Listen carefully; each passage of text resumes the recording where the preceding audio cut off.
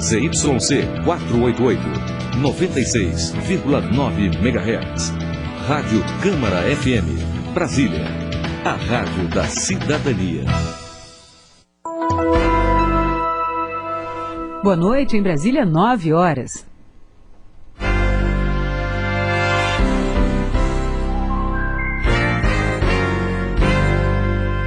Os principais fatos do dia. As votações. As notícias que são destaque. No ar, Jornal da Câmara. Boa noite. Deputado apresenta ao presidente da Câmara relatório preliminar sobre tramitação de medidas provisórias. Severino Cavalcante cria comissão especial para a proposta que proíbe nepotismo. CPI do tráfico de armas ouve primeira testemunha. Ministro Paulo Bernardo quer reduzir emendas de bancada ao orçamento.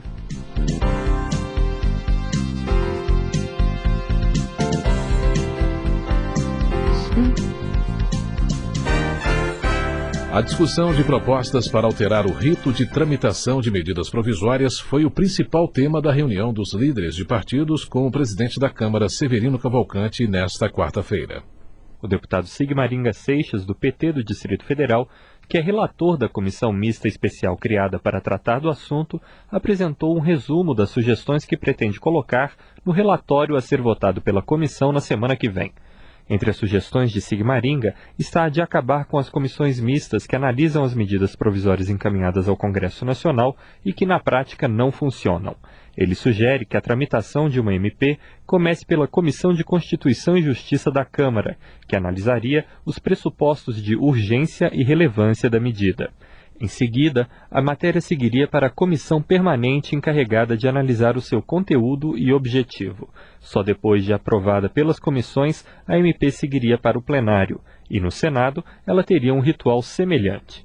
Pelas alterações que o deputado propõe nos prazos para análise de uma medida provisória, as pautas dos plenários da Câmara e do Senado demorariam mais tempo para ficarem trancadas. Atualmente, depois de 45 dias de vigência, a MP passa a trancar a pauta da Câmara e, depois de votada, segue para o Senado, onde já chega obstruindo qualquer outra votação em plenário. Eu acho que esse sistema, além de facilitar a tramitação, vai permitir que essas medidas provisórias sejam discutidas pela Casa, porque você não tem chance para isso.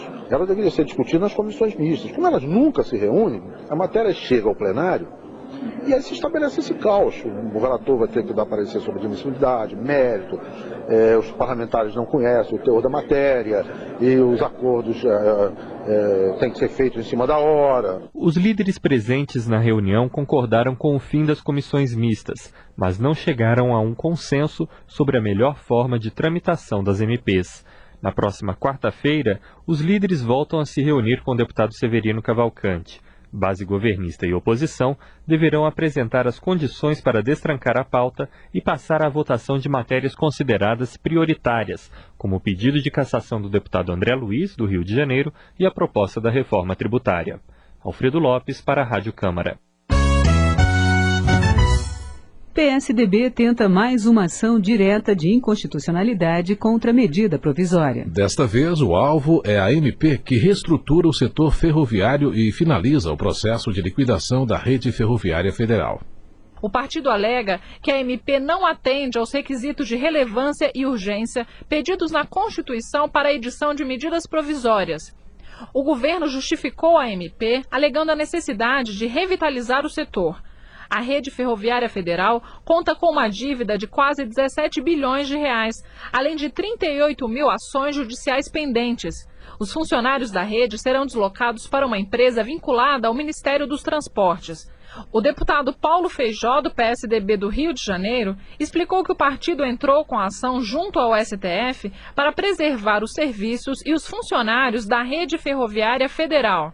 Nós esperamos que, através dessa ADIM, o PSDB consiga êxito, ou então que na tramitação da medida provisória no Congresso, nós consigamos alterar através de emendas para que possamos fazer com que a ferrovia continue prestando os importantíssimos serviços que sempre prestou ao Brasil e que os ferroviários sejam valorizados. O relator da medida provisória, deputado Hinaldo Leitão, do PL da Paraíba, declarou que em sua primeira avaliação não viu razões para questionar a constitucionalidade da MP. Em tese, toda medida provisória obedece aos requisitos de relevância e urgência, em tese, mas esse exame será feito de forma acurada, de forma responsável, de forma serena, né? Mas eu admito que esses requisitos estejam presentes, né, preliminarmente, e depois vamos discutir o mérito. A Rede Ferroviária Federal foi criada em 1957, quando as ferrovias nacionais foram estatizadas. Daniele Lessa para a Rádio Câmara. A Câmara está participando da instalação dos Conselhos Superiores de Responsabilidade Social da Fiesp, a Federação das Indústrias do Estado de São Paulo. Esses conselhos vão se reunir uma vez por mês e atuarão como fórum de debates sobre temas de interesse social. A primeira reunião aconteceu nesta terça-feira em São Paulo. Participaram como convidados os deputados Paulo Delgado, do PT de Minas Gerais, representando a Comissão de Educação e Cultura, e Vanderlei Assis, do PP de São Paulo, que representa a Comissão de Seguridade Social e Família. O deputado Vanderlei Assis disse aos dirigentes da Fiesp que a entidade deve trabalhar junto com o governo na busca de soluções para os problemas que afligem a população. Eu disse que a Fiesp é um pouco afastada, eles viram um pouquinho as costas para o governo, né? Haja um pouco um tanto ou quanto independentemente de São Paulo, principalmente, mas eu disse que eles têm que andar de mão dadas, eles têm que começar a ver o problema da agora, porque a coisa está começando a ficar muito grave, né? E a tendência é piorar bastante e acaba isso se voltando contra eles mesmos. O deputado Vanderlei Assis disse também que muitos dos empresários sentem os reais problemas sociais do país. Segundo o parlamentar, eles sabem que não tem sentido ser um grande empresário num país com baixa distribuição de renda e que é importante a participação deles neste momento histórico. Alain Pimentel para a Rádio Câmara. Em Brasília, 9h07. Em instantes, presidente cria comissão para a PEC do nepotismo. Participe do programa O Ouvinte Quer Saber. Você faz a pergunta e seu deputado responde. Ligue grátis 0800 619 619 entre 8 da manhã e 8 da noite. O Ouvinte Quer Saber, durante a programação musical da Rádio Câmara. Noticiário político atualizado, disponível para sua rádio. Acesse a Rádio Câmara na internet. www.câmara.gov.br. Câmara dos Deputados. Um poder mais próximo de você.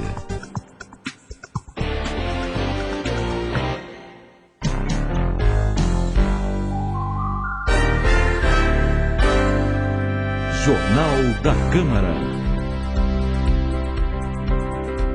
O presidente da Câmara, Severino Cavalcante, assinou nesta quarta-feira o ato de criação da comissão especial que vai analisar a proposta de emenda à Constituição que proíbe o nepotismo, a nomeação de parentes de autoridades para cargos em comissão ou funções de confiança. Cabe agora aos líderes partidários indicar os integrantes da comissão especial.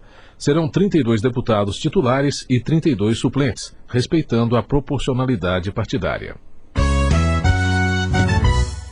Primeiro foi o PFL, com uma representação junto ao TCU. Agora é a vez do PSDB questionar os gastos do governo com pessoal terceirizado e comissionado.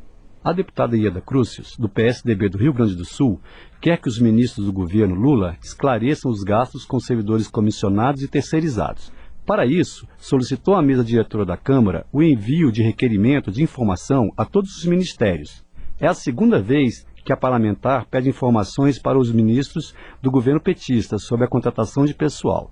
A parlamentar justificou que, em 2003, o primeiro ato do governo Lula foi a criação de novos ministérios e cargos na administração federal.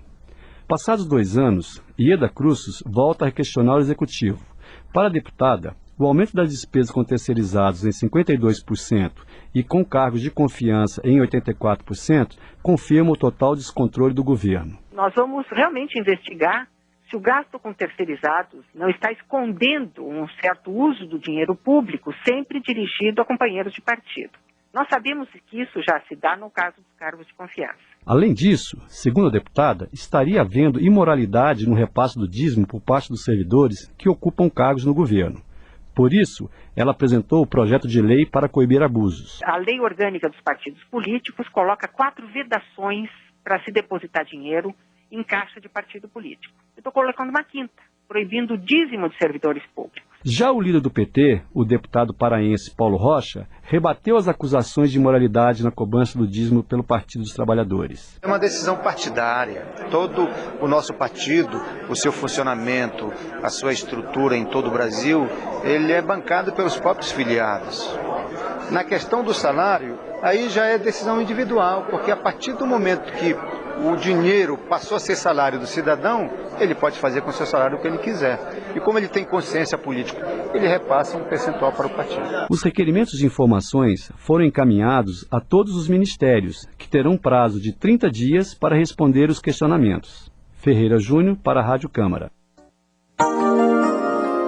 Orçamento.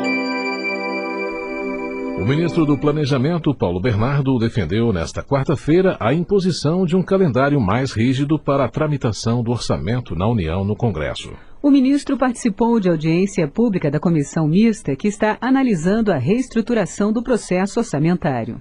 Paulo Bernardo apoiou o dispositivo do relatório preliminar que impede a apreciação pela Comissão de Orçamento de créditos adicionais ao orçamento do ano em curso após o dia 30 de novembro. O objetivo é concentrar os trabalhos da comissão no orçamento do ano seguinte. Um dos pontos mais importantes do relatório preliminar da comissão é a redução do número de emendas de bancadas estaduais ao orçamento em favor do aumento do número de emendas individuais.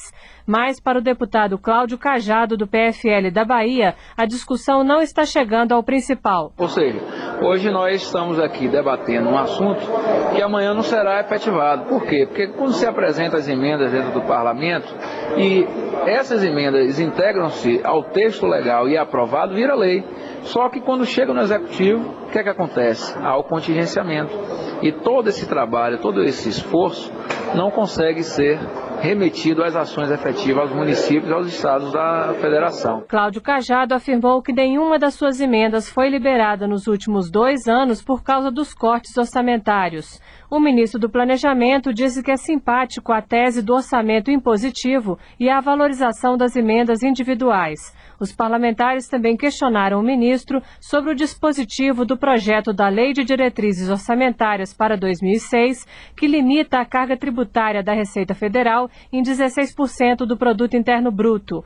Paulo Bernardo afirmou que o governo e o Congresso terão que obedecer o limite ao fazerem suas projeções em relação à receita. Agora, se no esforço de arrecadação houver uma diferença, pela proposta que nós mandamos, nós vamos ter que negociar com o Congresso, vamos ter que mandar um projeto para cá, dando uma destinação para esses recursos. O ministro explicou que a existência de excesso de arrecadação já poderá ser verificada entre setembro e outubro de 2006. Silvia Munhato, para a Rádio Câmara.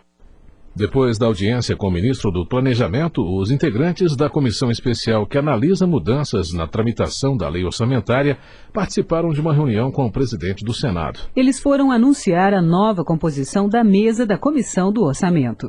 O anúncio foi feito pelo presidente da Comissão Mista Especial, que está analisando alterações na tramitação do projeto de lei orçamentária, senador Fernando Bezerra, do PTB do Rio Grande do Norte. Para o lugar deixado na comissão pelo atual ministro do Planejamento, Paulo Bernardo, os parlamentares indicaram o senador Gilberto Mestrinho, do PMDB do Amazonas, que presidirá a comissão. Já o relator da comissão mista será o deputado Gilmar Machado, do PT de Minas Gerais.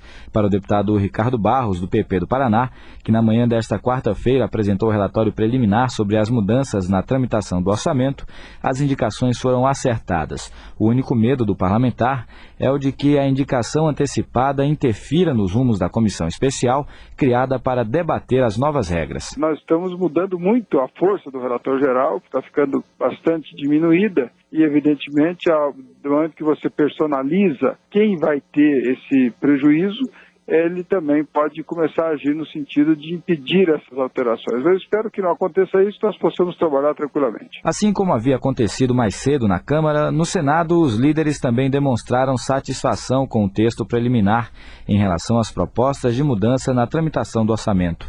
No final do encontro, o presidente do Senado voltou a criticar o excesso de medidas provisórias editadas pelo Executivo e elogiou o trabalho das comissões especiais que, segundo Renan Calheiros, darão novo ritmo aos trabalhos no Congresso Nacional.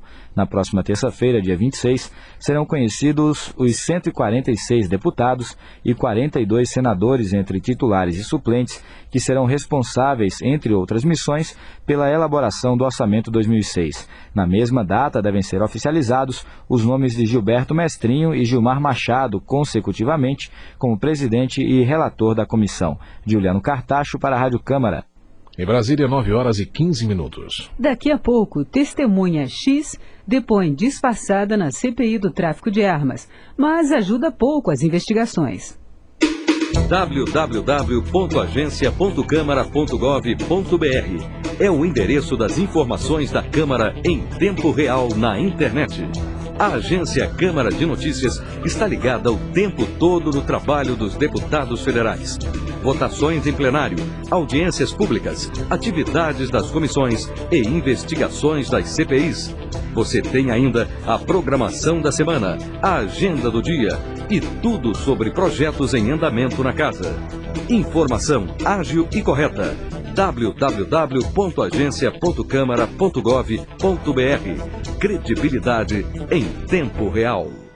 Ela está querendo justiça. Ele faz a lei com as próprias mãos. Agora eles estão juntos e vão fazer o possível para melhorar o Brasil. Não perca, hoje, na TV Câmara. Com a TV Câmara, você acompanha as ações do seu deputado federal e fica por dentro de todos os assuntos que podem mudar a sua vida e a vida do Brasil. Assista a TV Câmara.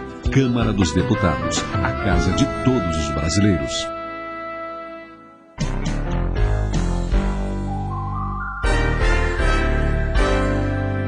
Jornal da Câmara.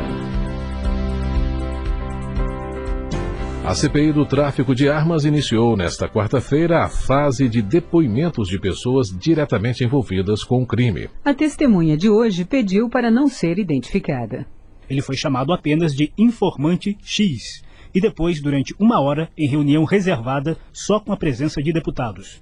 A testemunha cumpre pena de prisão em Minas Gerais e veio à Câmara sob forte esquema de segurança montado pela Polícia Federal.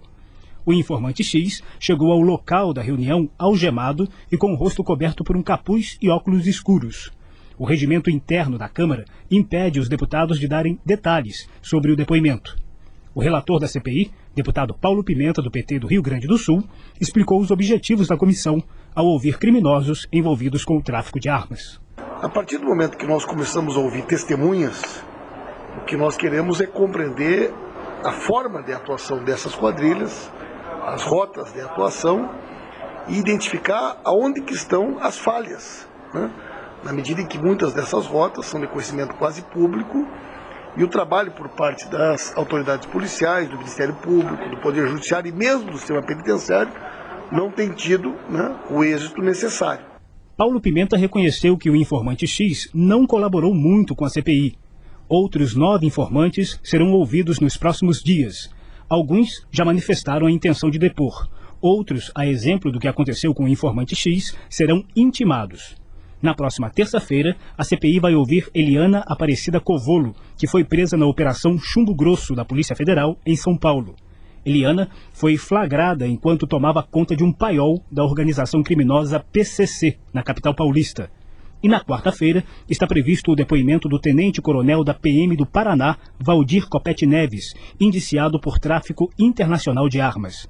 A CPI também aprovou o requerimento para ouvir Marco Antônio Tavares, mais conhecido como Marquinho Niterói, que teria encomendado 400 fuzis AK-47 para traficantes de drogas do Rio de Janeiro. José Carlos Oliveira, para a Rádio Câmara.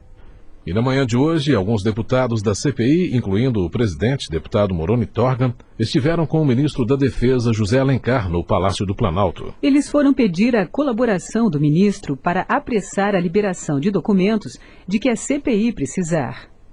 Segundo Morani Torgan, o ministro José Alencar demonstrou boa vontade e pôs o Ministério e as Forças Armadas à disposição da CPI. Deputado comemora a decisão do governo de financiar pesquisas com células-tronco. Renato Casagrande, presidente da Frente em Defesa da Ciência, Tecnologia e Inovação, esteve hoje na cerimônia de lançamento do edital na Câmara. O governo federal lançou na manhã desta quarta-feira o edital do CNPq, Conselho Nacional de Desenvolvimento Científico e Tecnológico, para o financiamento de pesquisas com células-tronco.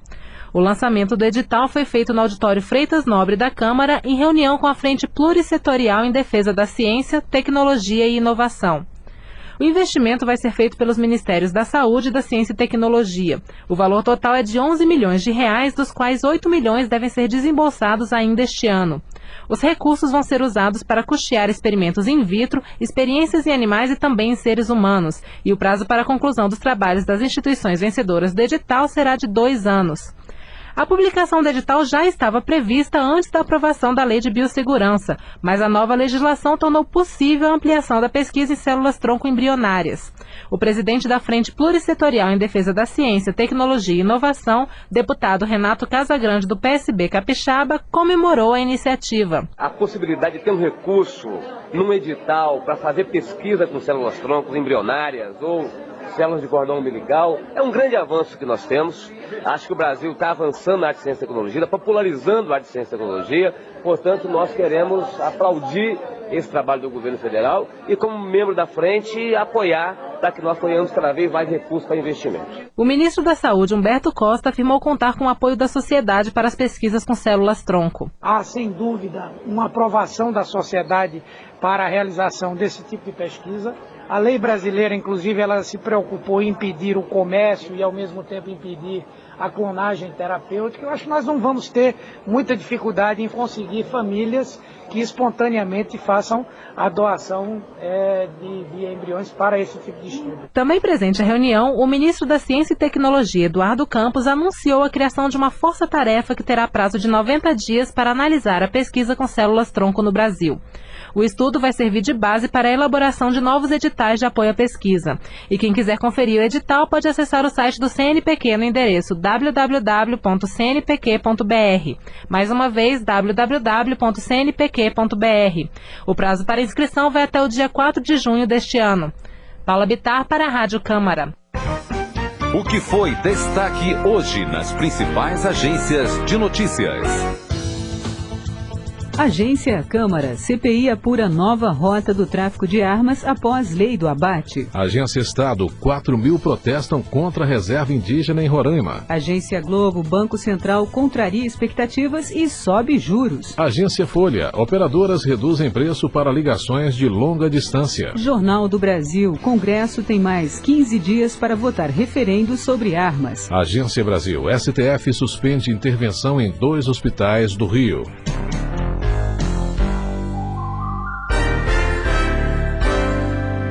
Jornal da Câmara. Em Brasília, 9h23. Termina aqui o Jornal da Câmara, 3ª edição. Apresentação: Selma Rosana e José Carlos Andrade. Trabalhos técnicos: Antônio Araújo. Edição e coordenação: Aprígio Nogueira. O Jornal da Câmara estará de volta às 7h30 da manhã de sexta-feira. Uma boa noite e um bom feriado. Boa noite. Jornal da Câmara. O dia a dia do plenário e o trabalho das comissões. A política em primeira mão. Jornal da Câmara.